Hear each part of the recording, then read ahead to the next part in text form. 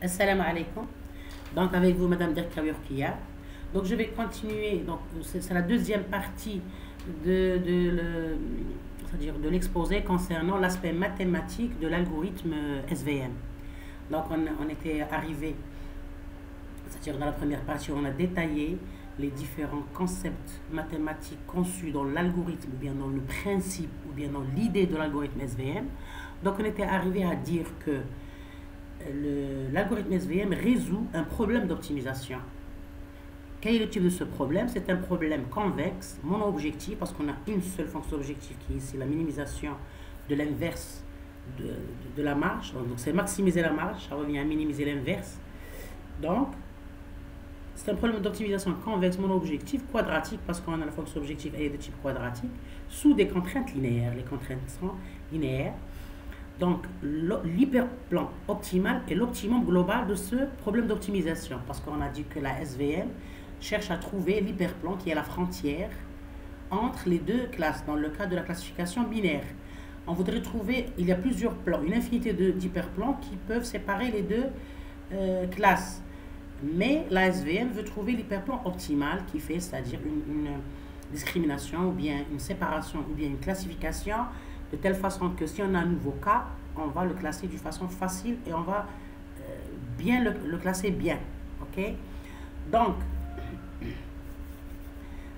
ça revient à dire que le principe mathématique de l'algorithme SVM, c'est la résolution d'un problème d'optimisation qui a la formule suivante.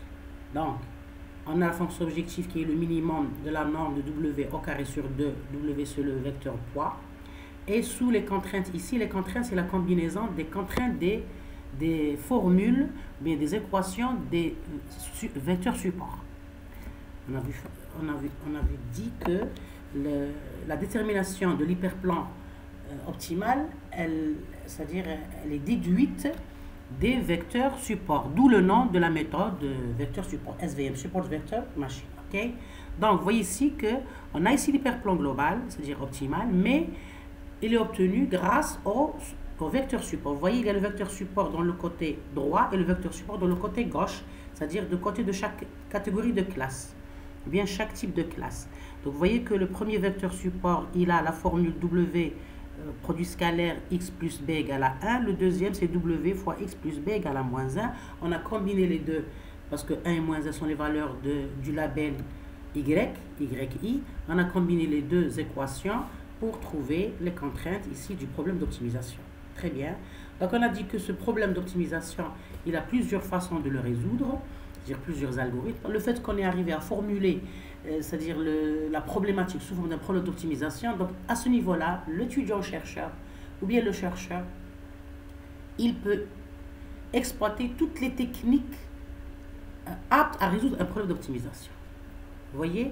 Donc, il existe plusieurs types, entre autres, donc il existe plusieurs méthodes, donc on peut toujours, dans le cadre de recherche, essayer des techniques dans le but, c'est-à-dire d'améliorer la résolution et d'avoir, c'est-à-dire un algorithme efficace. Entre autres, il y a la méthode des multiplicateurs de Lagrange, c'est la méthode qui est utilisée dans les fonctions prédéfinies du module SVM dans les bibliothèques scikit-learn de Python. Donc, cette méthode de multiplicateur de Lagrange, elle résout deux problèmes. Le problème primal et le problème dual. Ok? Donc, vous voyez que le problème primal, c'est la minime. Vous voyez, c'est qu'on utilise, bien sûr, les multiplicateurs de Lagrange, c'est les alpha i. Donc, c'est la formule c'est-à-dire du problème primal et dual. Bien sûr, dans le cas des données qui sont linéairement séparables, ça c'est la formule globale. Donc, le primal, c'est la minimisation et le dual, c'est la maximisation. Très bien. Bien sûr, les alpha i, ce sont les multiplicateurs de Lagrange. Donc, je vais vous préparer une vidéo pour expliquer mieux la méthode de multiplicateur de Lagrange. Parce qu'à ce niveau-là, il faut que l'étudiant c'est-à-dire, c'est le principe, il doit connaître le principe de la méthode de résolution par les multiplicateurs de Lagrange. Ok? Donc, lors de l'entraînement au niveau, c'est-à-dire la SVM, l'algorithme SVM, il va essayer de trouver les deux hyperparamètres qui sont le W et le B. Le W, c'est le vecteur poids et B, c'est le biais, pour déterminer bien sûr le modèle d'apprentissage. Ici, si les alpha i, qui sont les multiplicateurs de Lagrange, sont supérieurs à 0, alors les xi sont des vecteurs support. Sinon, ce ne sont pas des vecteurs support. Maintenant, dans le cas où les données ne sont pas linéairement, ils sont non linéairement séparables, on utilise le noyau, bien le kernel. Donc on a déjà parlé de cela. Le kernel, on va, c'est-à-dire bien l'astuce du noyau, c'est le fait de se projeter dans une dimension supérieure à la dimension actuelle dans le but de pouvoir séparer les données linéairement. C'est-à-dire au début, on a les données qui sont très chevauchées, on n'arrive pas à les séparer linéairement. L'astuce du noyau, c'est le fait de se projeter dans une dimension supérieure à la dimension actuelle pour pouvoir les séparer linéairement. Donc, dans le cas des méthodes, bien des données linéairement séparables, le kernel c'est xi fois xj, et dans le cas des méthodes non linéairement séparables, on utilise une fonction phi qui va nous déterminer cette relaxation. Parce que le fait de se projeter dans une dimension supérieure, ça s'appelle une relaxation. La terminologie mathématique, elle est très importante. Donc la question qui se pose maintenant, quelle est cette fonction phi? Quelle est cette fonction phi qui va déterminer la relaxation? Donc, bien, c'est-à-dire qui va déterminer le noyau, la fonction noyau qui va nous permettre de se projeter vers une dimension supérieure pour pouvoir bien sûr déterminer l'hyperplan qui va séparer linéairement les données. Donc, sa notation c'est k xi xj, c'est phi xi fois phi xj. Donc, comment déterminer cette fonction? Il y a plusieurs façons de la déterminer. Donc ici, je reviens à dire que on va revenir au schéma pour mieux se mettre dans le contexte. Donc, dans le cas où on a deux variables x et x2, vous voyez que on a l'hyperplan. Vous voyez ici, c'est la solution optimale du problème d'optimisation. Donc, c'est l'hyperplan qui maximise la marge, qui est la distance entre les deux vecteurs supports. Donc, il a comme formule wx plus, ici c'est pas ça, plus b égale à 0. C'est le h de x égale à 0. Et on a les vecteurs supports de part et d'autre. Ça, c'est la formule de la norme, c'est 2 sur la norme de w. Et ici, c'est la formule de la demi-marge, c'est-à-dire c'est la marge, c'est la distance entre chaque vecteur support du côté de l'hyperplan et l'hyperplan. C'est b sur la norme de w. Ok. Donc, maintenant, dans le cas où les données sont non linéairement séparables, donc on va utiliser la fonction, c'est-à-dire le kernel, la fonction noyau, qui est phi de x, en utilisant une fonction de relaxation phi. Donc, comment déterminer cette fonction de relaxation? Donc, la fonction noyau est utilisée pour calculer la distance entre le vecteur attesté x et chaque vecteur support dans l'espace de caractéristiques. Les résultats sont ensuite linéairement combinés en utilisant les multiplicateurs de Lagrange, alpha i, et ajoutés au biais b. Le résultat final h permet de décider à propos du nouveau vecteur. Si h de x bien sûr est positif, donc le x, c'est-à-dire le nouveau k, est classé dans la catégorie 1. Sinon, si h de x est négatif ou nul, donc x est classé dans la catégorie moins 1. Maintenant, ça, c'est des schémas illustratifs que j'ai empruntés à des références ici, que je vais vous laisser à la fin de la vidéo, concernant, c'est-à-dire des données, lorsque les données sont non séparées linéairement. Vous voyez ici que, si je voudrais séparer ces deux classes, je vais faire ici, c'est-à-dire un entourage qui est non linéaire, un cercle par exemple, ou bien une courbe qui est non linéaire. Donc, et ça c'est difficile, parce qu'on travaille avec le linéaire. SVM est une méthode, bien c'est un séparateur linéaire. Donc, on va se projeter, bien sûr, vers un espace plus grand, d'accord? C'est une relaxation. Donc, en utilisant bien sûr le phi, x1, x2, donc vous voyez qu'on ajoute ici une dimension, donc de l'espace 2D, on s'est projeté vers un espace 3D. Donc, on a ici la fonction z, qui est, c'est-à-dire qui rentre dans la formulation de la fonction de relaxation phi, ok, qui est le kernel. Trouvez le noyau. Donc, une fois qu'on s'est projeté, vous voyez que on remarque la séparation des deux classes, et on peut, c'est-à-dire trouver l'hyperplan qui les sépare. Donc, on a pu trouver une séparation linéaire. Vous voyez ici, ça revient au principe dont j'ai déjà parlé, le principe du comportement humain dans sa vie quotidienne. Lorsqu'on a par exemple un mélange de graines, il y a des graines légères et des graines lourdes, donc on va les secouer, donc on va se projeter vers un espace, c'est-à-dire on a une surface plate qui contient ces graines-là mélangées. On va les secouer vers le haut, donc on va se projeter dans une dimension supérieure. On avait une surface, on s'est projeté vers un volume. Donc c'est ça l'idée globalement qui est captée mathématiquement avec la fonction phi, ou bien avec le noyau. Parce que la fonction phi, elle détermine la fonction noyau k. Donc une fois qu'on va secouer ces graines, les graines lourdes vont rester dans la surface et les graines légères vont se disperser vers le haut. Vous voyez, c'est ça l'idée générale. On la capte ici, vous voyez, mathématiquement. En rouge, c'est les graines lourdes, ils restent dans la surface. Et en vert, c'est les graines légères, ils vont se mettre en haut. Ça, c'est l'idée. Donc, il faut toujours, c'est-à-dire, prendre cette habitude de se comporter avec un algorithme d'une façon très ouverte. C'est-à-dire, on a les concepts mathématiques, c'est bien, mais il matérialise ou bien il formule des trucs réels, des trucs naturels. Très bien. Des comportements naturels, des procédures naturelles, des fonctions naturelles. Donc ici, par exemple, toujours une autre vue, on a la dimension 2D, on va relâcher. Donc, la relaxation, c'est-à-dire sa définition mathématique, c'est le fait d'élargir l'espace de recherche. Donc vous voyez ici qu'il y a le volume qui se crée, okay, et on arrive à faire une coupure sous forme d'hyperplan entre les classes, en utilisant bien sûr la fonction noyau kx, yi. Maintenant,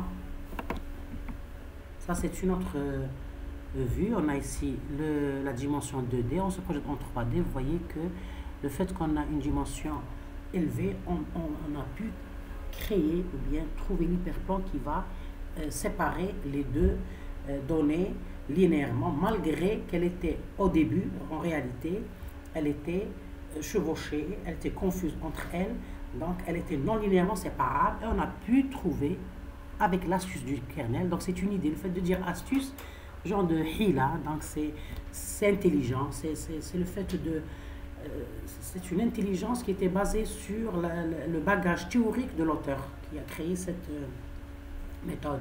Il avait un bagage théorique mathématique très fort, donc il a pu l'exploiter pour capter ce comportement naturel qui est le fait de se projeter dans une dimension supérieure. Très bien. Donc le cas où les données sont linéairement séparables, non linéairement séparables, on va utiliser la fonction kernel. Donc c'est ça sa formule. On va faire entrer des hyperparamètres. Il y a ici le C et il y a l'epsilon. Et toujours, c'est-à-dire, on est toujours dans le contexte d'un problème d'optimisation et il utilise la méthode des multiplicateurs de Lagrange. Donc on formule ça avec, bien on résout ce problème en utilisant la méthode des multiplicateurs de Lagrange. Donc on a la résolution du problème primal et dual, bien sûr en utilisant les multiplicateurs de Lagrange alpha i. Donc, et on a ajouté, parce qu'on a exploité la fonction kernel, donc on a ajouté un certain C qui est un paramètre régulateur, et bien sûr un certain epsilon qui est, c'est-à-dire epsilon, on va ici, c'est une variable d'écart. Donc il y a, c'est-à-dire on reste dans le fait que en cas de données non linéaires ou bien en cas de données linéaires, on résout le problème d'optimisation obtenu, qui est un problème avec la fonction objectif, maximiser la marge sous des contraintes linéaires. Dans le cas des données non linéairement séparables, on utilise la méthode des multiplicateurs de Lagrange en résolvant ces deux problèmes primal et dual avec les formules ici. Le kernel dans le cas des problèmes linéairement séparables, c'est x fois xj. Et dans le cas des problèmes non linéairement séparables, c'est toujours les problèmes, on résout le problème primal et dual, mais c'est-à-dire on ajoute ici des parties concernant la relaxation, la nouvelle dimension. Donc c'est dans la fonction objective, on ajoute c, la somme des epsilon i, c'est des hyperparamètres régulateurs. Et bien sûr, c'est les mêmes contraintes, mais on ajoute le epsilon, qui est une variable d'écart, pour la bonne classification. Très bien. Donc c'est pour ça que dans l'apprentissage du modèle, la SVM elle va déterminer les valeurs adéquates au dataset qui sont le C et l'epsilon. Donc les hyperparamètres C, c'est un paramètre de régularisation. Donc ici, selon les tests c'est-à-dire obtenus dans des projets qui ont utilisé la SVM, si le paramètre C est grand, il y a un risque, bien le danger de tomber en un overfitting. Que veut dire overfitting? C'est-à-dire les deux classes sont trop rapprochées. Ça, c'est un problème parce que on peut mal classer un nouveau cas.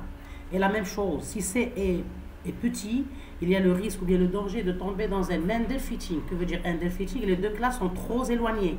Même ce cas-là, on peut faire un mauvais classement pour un nouveau cas. Donc c'est pour ça que le choix du paramètre C, il est très important. C'est pour ça qu'on l'appelle hyperparamètre. Il régularise la classification.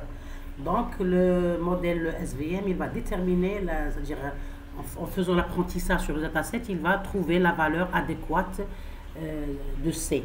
Et il y a l'epsilon qui est la variable de relaxation, c'est-à-dire elle est utilisée parce qu'on a utilisé le kernel qui est en fonction de la fonction de relaxation phi.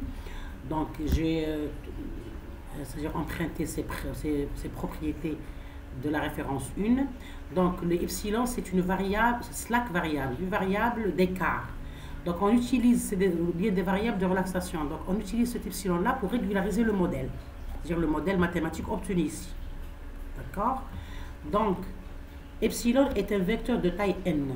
Epsilon i, si les epsilon i sont supérieurs ou égaux à 0, ça matérialise l'erreur de classement pour chaque observation, ou bien chaque y. Si epsilon i égale à 0, donc elle est nulle lorsque l'observation est du bon côté de la droite, de la marge, associée à sa classe. Epsilon i inférieur à 1, le point est du bon côté de la frontière, mais déborde de la droite, marge, associée à sa classe. Epsilon i supérieur à 1, l'individu est mal classé. Donc vous voyez que c'est un paramètre régulateur, donc c'est grâce à l'apprentissage qu'on va trouver la meilleure ou bien la bonne valeur vis-à-vis de notre dataset d'apprentissage utilisé. Ok? Donc ces paramètres-là sont très importants, surtout lorsque l'étudiant va utiliser les fonctions, bien les modules SVM prédéfinis dans les bibliothèques, par exemple du langage Python. Donc, c'est-à-dire c'est ces concepts mathématiques qui sont programmés en derrière de la fonction utilisée. Donc l'étudiant doit comprendre ces principes-là, surtout si l'étudiant est, c'est-à-dire est spécialisé en recherche informatique. Donc il doit comprendre le principe mathématique pour qu'il puisse savoir qu'est-ce qui se passe en arrière et puis savoir l'importance des hyperparamètres, surtout dans la phase de test. Ça, dans le cas où il va utiliser la fonction prédéfinie. Dans le cas où il va faire une programmation individuelle, et c'est ce que je préfère, bien ce que je recommande, surtout pour un spécialiste informaticien, parce que ça va lui permettre d'améliorer le principe de résolution du problème. Bien, donc on a le C et le epsilon. Donc comprendre l'aspect mathématique de l'algorithme SVM, il a deux avantages. En cas où on veut programmer d'une façon individuelle la méthode, donc on peut la programmer et on peut améliorer les étapes de l'algorithme. Ça, c'est la première importance de comprendre le concept mathématique de la méthode. Lorsqu'on va le programmer d'une façon individuelle, on sera apte c'est-à-dire de programmer toutes les étapes sans erreur et même on peut les améliorer, injecter des heuristiques pour améliorer la résolution. Pour le fait de dire amélioration, ça revient toujours à la notion de complexité. Donc on a besoin on doit, c'est-à-dire programmer des algorithmes d'une façon efficace, de telle façon à minimiser la complexité temporelle et à minimiser la complexité spatiale. Ça, c'est un comportement sain de tout chercheur programmeur. Et aussi, pour pouvoir avoir une solution de qualité, on peut injecter des heuristiques dans les différentes étapes de l'algorithme pour améliorer la solution. C'est-à-dire pour qu'elle soit proche du réel, de la solution réelle. Ça, c'est lorsqu'on va faire c'est-à-dire la programmation individuelle. Donc, comprendre les concepts mathématiques ou bien l'aspect mathématique de la méthode SVM va nous aider à mieux ou bien à programmer notre algorithme d'une façon, bien à développer notre algorithme ou bien à implémenter notre algorithme d'une façon efficace. En cas d'utilisation des bibliothèques, c'est-à-dire du module SVM qui est injecté dans les bibliothèques prédéfinis, par exemple dans Python. Donc comprendre l'aspect mathématique, c'est toujours utile pour qu'on puisse comprendre les paramètres ou bien les arguments qui sont contenus dans le module SVM de la bibliothèque. Donc on peut, c'est-à-dire dans la phase test, essayer de trouver c'est-à-dire d'adopter les meilleurs paramètres trouvés par la méthode. Donc la suite de noyau, j'ai déjà parlé de ça, le fait qu'elle est inspirée du réel. Donc les idées algorithmiques en général viennent des comportements intelligents de l'être humain pour résoudre des problèmes de la vie. Donc ces comportements intelligents sont captés par le technologue informaticien sous forme d'algorithmes et ils sont implémentés dans la machine pour rendre la machine intelligente artificiellement. Donc elle simule le comportement humain par des algorithmes qui sont basés sur des principes du comportement humain. Donc ici d'autres déductions, puisque les deux classes, c'est-à-dire les deux classes qui sont linéairement séparables dans le cas c'est-à-dire en général, donc il n'existe aucun exemple qui se situe sur l'hyperplan, c'est-à-dire les points des données d'apprentissage ne vont pas être contenus dans l'hyperplan optimal. Ils sont contenus de part et d'autre, c'est-à-dire de gauche à droite de l'hyperplan optimal. Pour l'hyperplan optimal qui a comme équation h de x égale à 0, il ne contient pas de points d'apprentissage. Très bien. Donc la méthode SVM recherche un hyperplan optimal. Pour cela, une fonction noyau est utilisée. Il existe plusieurs façons de calculer le noyau ou bien le kernel. Donc on a déjà vu, bien compris que veut dire pourquoi on a opté pour cette fonction noyau. Donc il y a le noyau polynomial. Donc il y a plusieurs structures. Il y a le noyau polynomial, par exemple, qui est défini par la fonction k, qui est égale à gamma xit xj plus c0 à la puissance d. Donc le noyau polynomial dépend du degré de d, de gamma et de c0. Vous voyez les hyperparamètres, il y a le gamma, le c et le d. Donc dans le cas où les fonctions les données sont linéairement séparables, donc c'est un cas particulier de ce noyau polynomial. On a le d égale à 1, le gamma égale à 1 et le c0 égale à 0. Donc k égale à xit fois xj, on a vu ça dans le premier modèle pour les données linéairement séparables. Vous voyez, dans le cas du données linéairement séparables, le kernel c'est xi fois xj. On a trouvé ça dans la fonction objectif, bien sûr avec la méthode des multiplicateurs de Lagrange. Donc c'est un cas particulier du noyau polynomial. Très bien. Donc vous voyez que c'est un cas particulier avec les valeurs des hyperparamètres gamma égale à 1, le d égale à 1, le d égale à 1, gamma égale à 1 et le c0 égale à 0. Donc on obtient xit fois xj. Très bien. Maintenant, pour le cas, c'est-à-dire on a d'autres fonctions kernel, autres polynomiales. Le plus souvent, c'est-à-dire le noyau le plus souvent, c'est le noyau gaussien qui a la formule suivante, qui est en fonction de l'exponentielle. Donc c'est exponentielle moins gamma d'un nombre de x moins xj au carré. Donc on a l'hyperparamètre ici gamma. Donc les valeurs optimales de c et de gamma doivent être estimées pour toute application afin d'obtenir un résultat optimal en termes de taux de bonne classification. Donc lorsque vous utilisez les fonctions SVM de la bibliothèque scikit-learn de Python, lors des tests, il faut essayer de trouver les bons, il faut c'est-à-dire capter les valeurs de gamma et de c et de faire l'évaluation en utilisant bien sûr des métriques d'évaluation, des scores d'évaluation et voir quelles sont les meilleures valeurs qui donnent un bon score d'évaluation de notre modèle. Donc il faut jouer sur les valeurs des hyperparamètres c et gamma dans le cas où on utilise bien sûr les noyaux, c'est-à-dire gaussiens. Ou bien polynomial, parce que les noyaux polynomiaux, on a le gamma et le c, et pour le gaussien, on a le gamma, et aussi le c. Donc ça, c'est un tableau qui récapitule quelques fonctions kernel utilisées, et on a toujours, c'est-à-dire la porte est toujours ouverte, on peut toujours créer de nouvelles, bien essayer dans des projets, de nouvelles fonctions noyaux. Donc on a ici, par exemple, le noyau linéaire, vous voyez, c'est xt fois y. On a le noyau polynomial, on a le noyau gaussien, on a aussi, c'est-à-dire, vous voyez d'autres formules. Donc, ce sont des formules qui sont captées des littératures, des articles qui ont utilisé des SVM en proposant, ou bien en essayant, ou bien en, c'est-à-dire, testant d'autres fonctions noyaux. D'accord? Donc, cela termine cette dernière partie sur l'aspect mathématique de la SVM.